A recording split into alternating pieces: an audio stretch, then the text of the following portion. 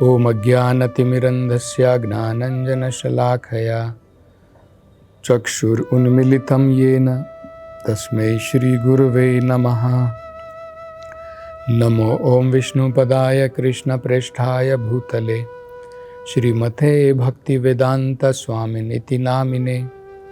नमस्ते सरस्वते देवे गौरवाणी प्रचारिणे निर्विशेष शून्यवादी पाश्चात्य देशतारिणे। जय श्री कृष्ण चैतन्य प्रभु नित्यानंद श्री अद्वैत गदाधर श्रीवासदि गौर भक्तवृंद। हरे कृष्णा कृष्ण कृष्णा हरे हरे, हरे राम राम राम हरे हरे। हरे कृष्ण। तो इस पाठ में और 3 बड़ी महत्वपूर्ण चीजें बताई गई हैं। तो आगे महाराज ऋषभदेव के बारे में, भगवान ऋषभदेव के बारे में क्या बताया है, तो हमने पिछली कथा में सुना था वे स्वयं ईश्वर हैं, वे स्वयं भगवान के अवतार हैं।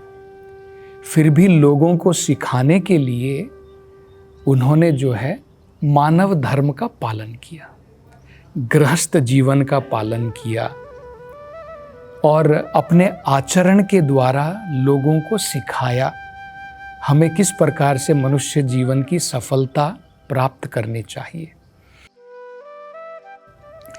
आगे ये भी बताया है कि ईश्वर होने के बावजूद भी उन्होंने क्षत्रिय धर्म का पालन किया, क्योंकि वो एक राजा के रूप में थे। अब क्षत्रिय का धर्म देखिए क्या होता है।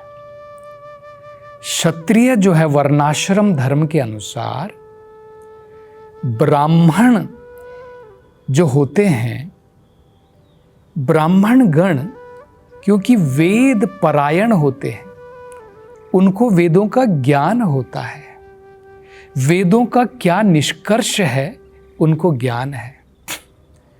उन्होंने आध्यात्मिक प्रगति की हुई है, उनका जीवन शुद्ध होता है, उनका जीवन तपस्या से भरा होता है, उनका जीवन सत्य से भरा होता है।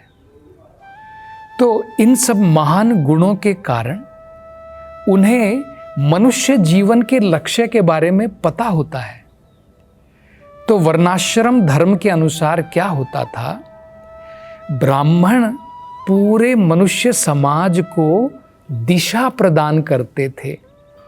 मतलब क्या, क्षत्रिय को अपना कर्तव्य कैसे करना चाहिए वो ब्राह्मण दिशा दिखाते थे। वैश्य को अपना कर्म किस प्रकार से करना चाहिए भगवान की संतुष्टि के लिए वो भी ब्राह्मण गण बताते थे। शूद्र को अपना कार्य किस प्रकार से भगवान की सेवा में अर्पित करना चाहिए ये दिशा भी ब्राह्मण दिखाते थे। अब अगर ऋषभदेव जी चाहते, वो तो ईश्वर है, वो तो स्वराट है, स्वतंत्र है, आत्मतंत्र है, उनको किसी के निर्देश की जरूरत ही नहीं है। लेकिन फिर भी हमने देखा लोगों को सिखाने के लिए वो गुरुकुल भी गए, गुरु का आश्रय भी धारण किया। मतलब ये समझाने के लिए कि मनुष्य जीवन में कितना महत्वपूर्ण है, हमें आचरण सिखाने के लिए उन्होंने ये सारे कार्य किए। तो क्षत्रिय के रूप में उन्होंने ब्राह्मणों से दिशा प्राप्त की और उस दिशा के अनुसार अपने राज्य पाठ, अपना जो उनका राज्य था, राज्य का भार था, उसको संभाला। तो ये जो है ऋषभदेव जी के बारे में बताया है। आगे कहा है कि उन्होंने द्रव्य, देश, काल और पात्र, इन 4 वस्तुओं के अनुसार अनेकों प्रकार के यज्ञ करवाए। वे स्वयं यज्ञेश्वर हैं, उनके लिए ही सारे यज्ञ किए जाते हैं। लेकिन उन्होंने स्वयं यज्ञ करके दिखाए। उन्होंने स्वयं यज्ञ करवाए ब्राह्मणों की सहायता के द्वारा लोगों को समझाने के लिए कि मनुष्य जीवन में यज्ञ करना बहुत महत्वपूर्ण है। तो कलयुग में वो जो वैदिक यज्ञ हुआ करता था वो बड़ा मुश्किल है, क्योंकि ना तो हमारे पास में धन दौलत सामग्री पहले जैसी रह गई है, ना हमारे पास में उस प्रकार के कुशल ब्राह्मण हैं जो उस प्रकार के यज्ञ करवा सकते हो।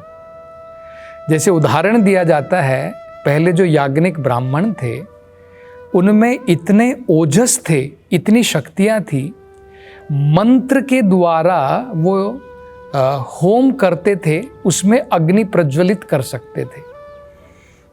उनको मैच बॉक्स ढूंढने की जरूरत नहीं पड़ती थी। तो आज कलयुग के अंदर में उस प्रकार के यज्ञ तो हम नहीं कर सकते हैं, लेकिन अपने वैदिक समय के अनुसार भगवान ऋषभदेव ने सिखाया कि किस प्रकार से उन्होंने अलग अलग प्रकार के यज्ञ किए। उन्होंने 100 बार यज्ञ किए लोगों को यज्ञ करना सिखाने के लिए। कलयुग में 2 प्रकार के यज्ञ किए जा सकते हैं, भगवत गीता में और भागवत में इसके बारे में बताया है। भगवत गीता में बताया है हम जो भी कार्य करते हैं वो कार्य जब हम भगवान की संतुष्टि के लिए करते हैं तो वो यज्ञ कहलाता है।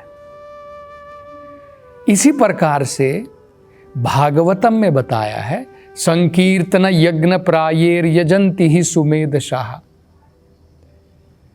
मतलब कलयुग के अंदर में एक और बड़ा महत्वपूर्ण यज्ञ है। पहला तो हो गया जो भी हम कर्म करते हैं उस कर्म को भगवान की संतुष्टि के लिए करेंगे तो वही यज्ञ है। दूसरा, कलयुग के अंदर में संकीर्तन यज्ञ, भगवान के नाम का जप, भगवान के नाम का कीर्तन, ये एक बड़ा महत्वपूर्ण यज्ञ बताया जाता है। तो यज्ञ कैसे करने चाहिए, स्वयं भगवान ऋषभदेव ने अपने आचरण के द्वारा ब्राह्मणों की सहायता से उन्होंने अनेकों प्रकार के यज्ञ 100 बार करवाए लोगों को समझाने के लिए, दिशा प्रदान करने के लिए। आगे बताया है कि उनके राज्य के अंदर में जितनी भी उनकी प्रजा थी वो अत्यंत संतुष्ट थी। ऐसा क्यों है देखिए, क्योंकि अगर सारी प्रजा को भगवान के यज्ञ में लगाया जाएगा तो सबको भगवान का प्रसाद प्राप्त होगा। ये तो भगवत गीता में भगवान स्वयं बताते हैं, मनुष्य सुखी कैसे रह सकता है। उसमें बताया है, अन्नाद भवन्ति भूतानि, हर एक जीव अन्न के ऊपर निर्भर होता है। कोई भी जीव ऐसा नहीं है जो बिना अन्न के रह सकता है। अन्नाद भवन्ति भूतानि, पर्जन्य अन्न संभवाः, और अन्न कैसे उगता है, जब बारिश आती है। पर्जन्य का मतलब होता है वर्षा। तो जब पानी बरसता है वही पानी धरती में जाता है और बाद में हम पेड़ों को पानी डालते हैं। उसी से नदियाँ आती हैं, उसी से समुद्र आते हैं। तो पानी के ऊपर, वर्षा के ऊपर सारे प्राणी निर्भर हैं, क्योंकि अन्न उसी से पैदा होता है। पर्जन्य यज्ञ समुद्भवः, और बारिश कैसे आती है, जब हम यज्ञ करते हैं, जब सभी लोग मिलकर के भगवान की संतुष्टि करते हैं, ऐसे कर्म करते हैं जिससे भगवान की संतुष्टि हो। और यज्ञाद कर्म समुद्भवा, यज्ञ का मतलब क्या है, जब कर्म हम भगवान की सेवा में करें तो उसको क्या कहते हैं, उसको ही असली यज्ञ कहते हैं। तो उनकी जो प्रजा थी उनको उन्होंने सिखाया था। अब हमने ये वर्णन किया था कि 4 वस्तुओं के अनुसार उन्होंने लोगों को यज्ञ करना सिखाया। क्या क्या थी देखिए, द्रव्य, देश, काल, पात्र। जो भी हम भगवान को अर्पण करते हैं वो द्रव्य, वो वस्तु जो है सबसे उच्च श्रेणी की होनी चाहिए। हम लोग उल्टा करते हैं। हम लोग क्या करते हैं, अपने परिवार के लिए, अपने सगे संबंधियों के लिए सबसे उत्तम प्रकार की वस्तुएं खरीद करके लाते हैं। भगवान के लिए सबसे सस्ती और प्रैक्टिकली देखें तो ऐसी वस्तु लाते हैं जिसका कोई काम ही ना हो। उदाहरण के तौर पर हमारे बेटे की शादी होती है, बेटी की शादी होती है, हम कितने बढ़िया प्रकार के पकवान बनवाते हैं। लोग लाखों लाख रुपये खर्च करते हैं अपने पुत्र पुत्री की शादी की खुशी में, लोगों को भोज खिलाने के लिए। लेकिन आपने देखा होगा हम लोग की भावना भगवान के प्रति उस प्रकार की नहीं है। हमें सोचना चाहिए कि भगवान जो अत्यंत मुझे प्रिय है, उनके लिए मेरी सबसे प्रिय वस्तुएं भगवान को चढ़ानी चाहिए। तो भगवान को तो हम इस प्रकार के भोग नहीं लगाते, इस प्रकार के अनेकों प्रयास नहीं करते हैं। भगवान को हम कुछ चीनी के दाने, थोड़ा सा दूध, इसका भोग लगा करके कहते भगवान तुम ये खा लो और हम लोग जो है यहाँ पर रस मलाई खाएंगे। तो महाराज ऋषभदेव जी ने अपने उदाहरण के द्वारा सिखाया, सबसे उत्तम वस्तुओं के द्वारा, द्रव्य कहते हैं उसको, सबसे उत्तम द्रव्यों के द्वारा, यज्ञ की सामग्रियों के द्वारा भगवान की उपासना होती है। तो ये हो गया द्रव्य। दूसरा हो गया देश। देश मतलब होता है स्थान। पवित्र स्थान पर भगवान की उपासना करनी चाहिए। जैसे हम जब जितने भी ऋषिगण होते थे, साधुगण, महात्मागण होते थे, वो भगवान की उपासना करने के लिए अत्यंत पवित्र दिव्य स्थानों पर जाकर के भगवान की उपासना करते थे। जैसे भगवान का जो मंदिर होता है वो दिव्य होता है, वो आम जगह नहीं है। इसी प्रकार से हरिद्वार है, ऋषिकेश है, बद्रीनाथ है, केदारनाथ है, ये सब अत्यंत उत्तम दिव्य स्थान है, तीर्थ स्थान है और भगवान का मंदिर हो गया। और हमें तो अपने घर को भी भगवान का मंदिर बनाना चाहिए, तो वो भी एक दिव्य स्थान हो जाता है। तो सही प्रकार के स्थान पर भगवान की उपासना करनी चाहिए, ये भी ऋषभदेव जी ने सिखाया। तीसरा, काला, समय का भी हमें ध्यान रखना चाहिए। कलयुग में तो भगवान ने बहुत छूट दी है। अन्यथा जैसे उदाहरण के तौर पर जब हम गायत्री मंत्र का जप करते हैं तो उसका एक समय होता है, उसको कहते हैं त्रिसंध्याम। 3 संध्या के समय में गायत्री मंत्र का जप किया जाता है। सवेरे की संध्या, दोपहर की संध्या और शाम की संध्या के समय में। लेकिन कलयुग में भगवान के हरिनाम के बारे में भगवान ने इतनी छूट दी है, क्योंकि कलयुग के लोग अनेकों प्रकार के दोषों से पीड़ित हैं।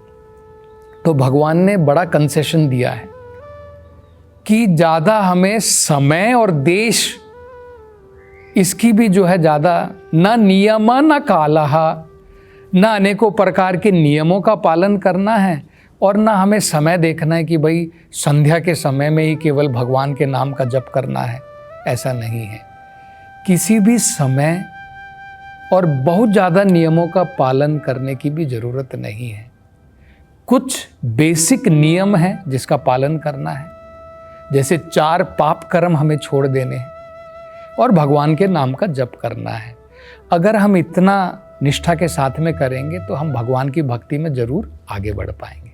तो इसको कहते हैं काला। समय के अनुसार भगवान की उपासना करनी चाहिए और कलयुग में ऐसे समय की कोई पाबंदी नहीं है। चौथा है पात्र। पात्र का मतलब होता है जो अनुष्ठान वो कर रहे थे उसके लिए उन्होंने सबसे उत्तम जो महान ब्राह्मण गण थे उनके द्वारा ये यज्ञ करवाए। तो ये पात्र तो क्या क्या होगा देखिए, द्रव्य, देश, काल और पात्र। और इसके बाद में यज्ञ में भगवान को जो भी सामग्री चढ़ाई जाती है वो सामग्री चढ़ाने के बाद में देवताओं को वो प्रसाद प्रदान किया जाता है। तो उनकी प्रजा जो है इतनी प्रसन्न थी, इतनी खुश थी कि उनकी कोई इच्छा नहीं होती थी कि राजा के पास में जाएं, राजा हमें ये प्रदान करो, ये प्रॉब्लम हो रही है, ये समस्या हो रही है। उनके बारे में कहा है कि उनके लिए वो आकाश पुष्प के बराबर थे। मतलब आकाश में कोई पुष्प नहीं होता, पुष्प तो धरती पर होता है। इसी प्रकार से समस्याएं उनके जीवन में थी ही नहीं। कुछ भी मांगने के लिए वो राजा के पास में नहीं जाते थे। तो अंत में इस अध्याय में बताया है कि एक बार ऋषभदेव जी अपने 100 पुत्रों के साथ में एक स्थान पर गए जिसे ब्रह्मावर्त स्थान कहा जाता है। वहाँ पर महान ब्राह्मणों की सभा चल रही थी। उस सभा में जाकर के उनके 100 पुत्रों ने वहाँ पर जो भगवान की कथाएं चल रही थी उसका श्रवण किया। और उसके बाद में ऋषभदेव जी ने अपने पुत्रों को और वहाँ पर उनके जो नागरिक गण थे उन सब को बहुत महत्वपूर्ण आध्यात्मिक संदेश प्रदान किए। और ये आध्यात्मिक संदेश जो है उनकी शिक्षाएं हैं जो अगले अध्याय में हैं। तो अगली कथा में हम नया अध्याय प्रारंभ करेंगे। हरे कृष्णा।